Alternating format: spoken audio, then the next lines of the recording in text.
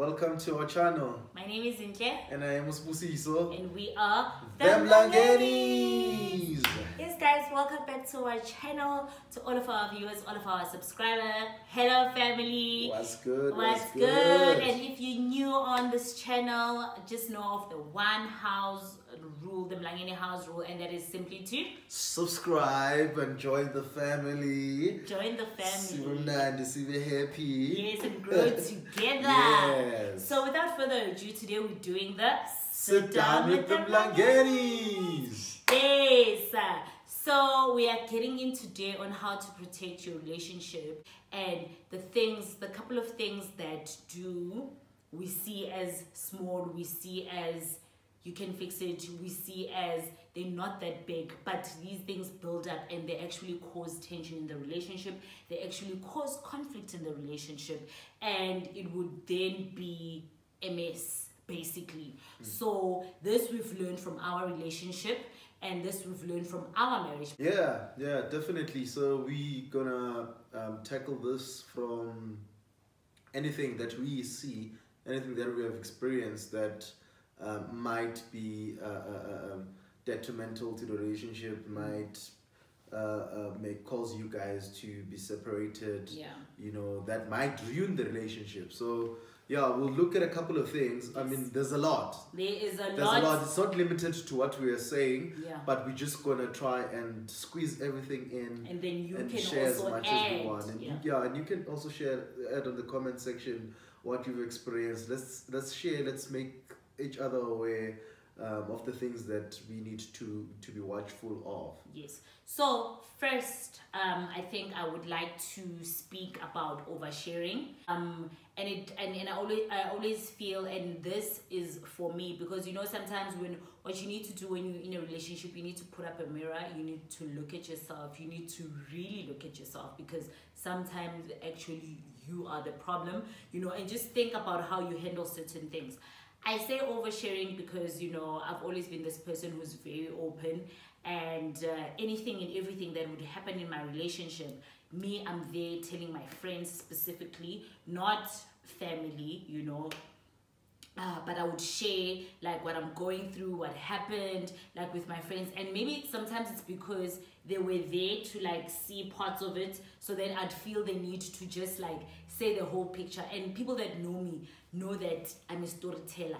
I will start from the beginning to the end, you know, and I paint the whole picture with all the details, you know, and that can be very strenuous and hard in a relationship, because I would be sharing maybe at a point of when I'm hurt, and obviously when you're sharing your problems, when you're sharing something that has happened with your friends, they are meant to feel, they know, because they're your friends, they love you, they appreciate you, they see how you're feeling. And I might, and then 2 days later I'd be okay with my boyfriend, and you know, that always, even with families, that always creates like, what must they do now? Now must they dislike you? Now must they say, hey, ubuyele, you know? So oversharing, guys, we tend to think of it as something very minor, but it's actually something very big. So just be watchful on oversharing things about your relationship to family, friends, colleagues, anyone, you know. Just be watchful over like oversharing. Yeah, you need to because I mean, the fact that you are angry then doesn't mean that you must stop protecting the person that you love, you know. It doesn't mean that I have to react in anger instantly, because that's where it starts to create tension. You know, the tension might not be between the two of you guys, but after you two guys are fine, then there's tension between the guy and the family or the friends. So there's that now. That relationship now, it's getting ruined. You know, your friendship with your friend, or you know, doesn't stick by their word, or Umawako sees you as the person who, you know, however you'd have put the story to them, or you'd have told them. And obviously, I'm not saying that you can stay and not say things that are detrimental to you. You need to speak. When things are detrimental to you and it's things that can can damage you a lot, you need to speak, you know, and you decide what's detrimental to you. You know, for example, if I hit my wife, I can't say she must not share that. You know, that's detrimental to her. You know, if I cheat on her, you know, if I, you know, she must, it must be clear that this thing is quite detrimental. What I did is quite detrimental. And obviously, I, on the other hand, also need to be accountable of what I did. And I need to obviously own up. I mean, when you're accountable, you try change whatever that you did, and then be remorseful of it. And they say the best apology is changed behavior. Obviously, it doesn't rewrite what you did, but it shows that you are very intentional about that. And yes, and like also like sometimes we overshare without even speaking about to our partners what we're angry about. So he would not be my first point of reference, but somebody else would be, you know. I might not like the fact that you're doing 1, 2, 3, or like something that I find that you're not considering my feelings, but I won't tell him first, you know. You'd first go tell somebody else, and how then would this problem be solved? Because this is your person, this is the problem that you have. Speak about it first before you tell other people. So that also speaks to venting, because then I had moved from oversharing to like using social media as my place to like go in, you know. Then I would vent on social media. Still me, I'm not facing the program, so number 2, venting out on social media. Guys, social media is great, it's good, you know, but it's social media, you know. Now it's not a matter of that I'm telling my feminine friends, I'm telling the world and everyone that knows me and knows him and everyone. Because when I'm there, I'm like, I'm so angry, and I just go in, because then at that point in time, I don't want to lie, I want him to see it, I want people to know, and not just, I just want everyone to know how I feel. So venting on social media, guys, try limit it, you know. I don't think it's great, I don't think it's good, you know. We deal how we deal, you know. I can't stop and say don't do it, but I've learned that I vent, and after that I still don't feel okay, because now I still need to actually, if I want the change behavior, I need to go speak to the person. So social media is also like something that we need to like train very carefully on. Yeah, which comes back to communication. Yeah. Obviously, the fact that you are not confronting the person who did you wrong, and you're going and beating around the bush and going on social media and going however way that you're taking, instead of confronting that person. Obviously, confrontation is not easy, you know, but there's other platforms that you can text, you can, you know, if you don't want to speak with them face to face, but you would have spoken to them directly, you know. So communication is very important. You know, when you're hurting, when someone did you wrong, you need to communicate, you need to say it. You know, he doesn't have to see a subtweet there, you know, or a sub status on WhatsApp. So you need to communicate with them, because they're the ones who did you wrong. Communicate with them, tell them, so that they can be accountable, you know, they can apologize, and then obviously be practical about the change of behavior. Because it's all said, it's all well when it's said, when it's all rosy. You need to be practical. You know, with practicality, it brings improvement. If you're not practical, you won't change. You will always be stagnant. You can say things, and then you can say a lot of things, but if you're not practical about them, you will still be on the same position where you are. And also you must try that, even if you're not that type of person, or you don't have that type of relationship, that just put it in, you know. It's one of the effective tools that now you're implementing this communication. Because also what we take for granted is that we can be in a relationship, but we're just not that couple that talks about things. We're the couples that we are angry, and then after, and we were once like that. We are angry for a period of time, and then we don't speak about it. And silent treatment, 3 days, day 4, we start speaking. Didn't speak about what was wrong. Probably I'm gonna repeat what annoyed him, or he's gonna repeat what annoyed me, because we didn't speak about it. So how can we change if we didn't speak about it? Yes, I can say I remember that she felt like this, but also with partners, just like kids, very manipulative, just like kids. I know I'm gonna do this, you're gonna be angry for 4 days, and then day 5 we're gonna speak. Then they're gonna do it again if you don't approach it. It's calculated. Yeah, it's calculated, and even though maybe you're not doing it intentionally, but you know the consequence of this, they're not gonna speak to me for 4 days, or I know he's not gonna be okay around me. But then I know it takes 2 days, it fades away. Yeah. So don't sweep things under the carpet, guys. Like force yourself. If you're not like the person that communicates, if you can't face them like this, as my husband said, when they leave and you go there, write an essay on WhatsApp. As much as they say "K" or "Okay" or "Let's speak later," they've read it. They know your point, you know. If you're still struggling to do it face to face, you know. So yeah, so venting on social media hurts. Yeah, and sweeping things. The thing about sweeping things under the carpet, they pile up. Yeah.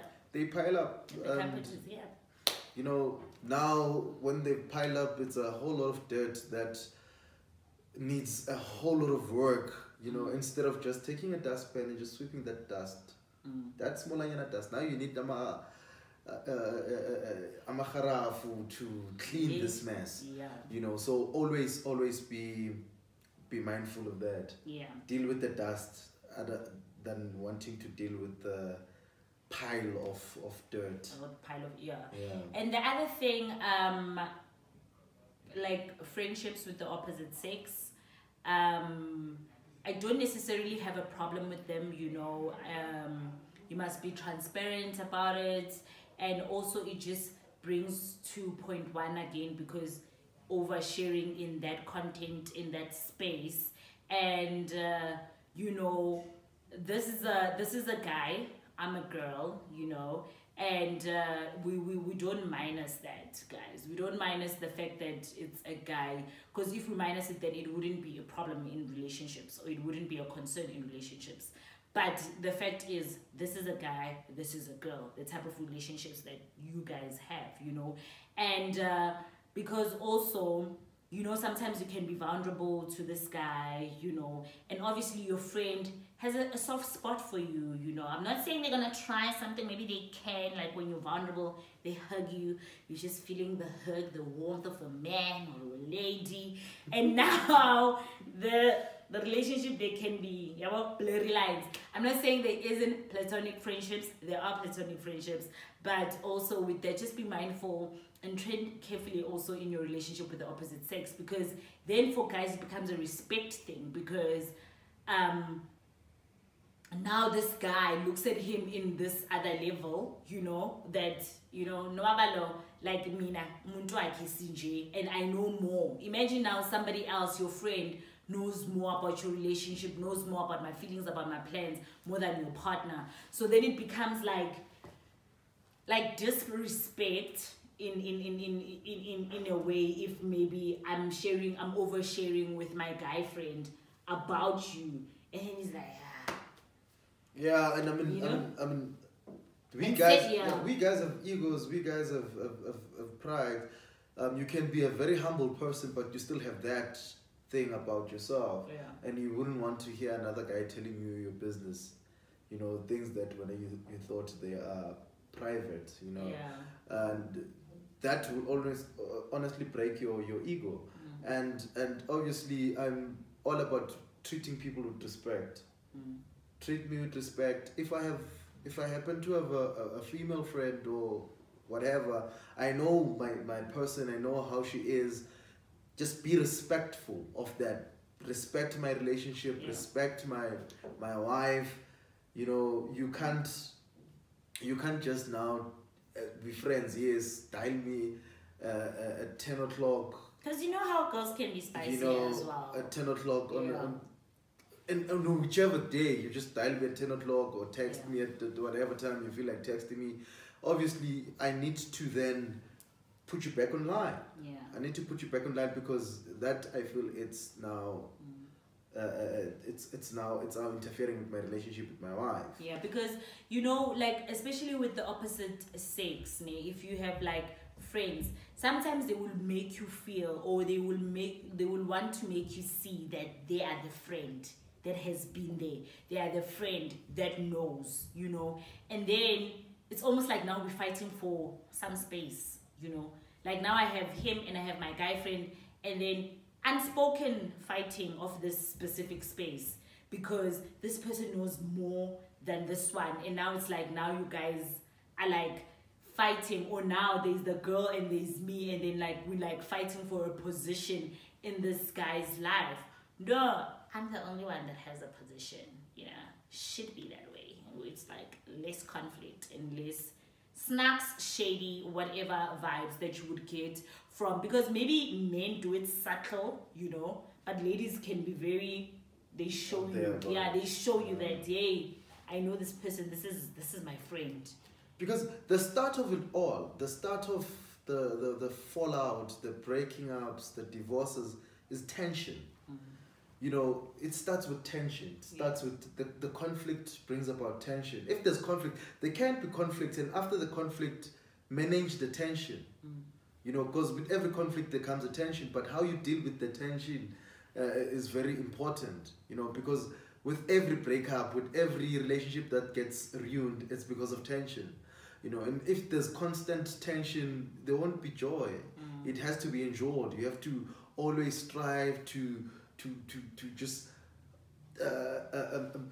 now you're forcing conversation, you know, because of this tension, forcing everything, you know, because it's just not a happy environment and a gelling like environment. Yeah, and I don't have to make you compete with anyone or anything. Yeah. And you as well don't have to make me to compete with anyone or anything in that matter, you know. Yeah. You don't have to compete with my mother. You don't have to compete with my family. You don't have to compete with my job. You know what I mean? Yeah. So competition is also another thing that can bring down your marriage. Yeah, and also with family, he touched on family, because with family, we're not saying they don't know you better. Probably his mother knows him better than me. You know, probably my mother knows me better. But you know, sometimes mothers, families, aunts, and everyone, they hold on to that childhood feeling and childhood being that you were, forgetting that you've grown up this much. But you might still like the same things. You know, you might get, obviously you were living at home. You liked your voice in this specific manner. I've been with you way later after varsity. You actually don't the palate has changed. Yeah, the palate has changed. You actually don't eat your voice like that. And then you go home, back home, and then you'd hear mothers saying, oh, do you still... And I don't know why when they see you with your partner, they want to just share things that you used to like. Then when they're making voice, and then they're like, oh, I know you like voice like this. And obviously I can't be like, no guys. He doesn't like it like that, you know. Yeah. So it's also now like competition with family, and also just managing it, you know. And with family, we'll speak about boundaries when it comes to families, and just drawing the line, because with families it's very tricky, and we need to sit down. It's another sit down, because then it's not the same as a friend. A friend, you can easily be like, hey, this is the line, you know. But with family, it's not that easy, you know. So but for today, those are like some of the things that we can think about that can be like a problem in relationships, and can build about the tension that my husband spoke about, and can make something so small a big issue. And you know, like a little issues birth other things in a relationship. True. If you don't communicate, now it births, like now he irritates me some days, like irritates me. Now it births like impatience. Now I'm just impatient with him. So if you don't deal with certain things at a very early stage, they birth other things that become problem in the relationship. And you'll get to a point where you can't be in an environment where you're not happy. You can't be in an environment where you feel like this person, because someone somewhere will give up, will not be willing to make it work. And now one person must carry the other, and that shouldn't be how a relationship goes, because then it's going to be too much for you, and then you're going to want to leave. And it would be granted, because at that point in time, it would not be good for you. It would be harmful. It won't be an environment where you feel like you're going to grow, you know, because relationships are like plants. They need to be taken care of. They need to be watered. They need to be in the right condition for them to grow and be big and be beautiful and like reach their full potential. So if you're not doing the most to that plant, it's gonna die. You know, it will die. It's gonna die, definitely. Yeah. It's gonna die. Yeah. You need to. It takes you as a person to obviously work on your relationship.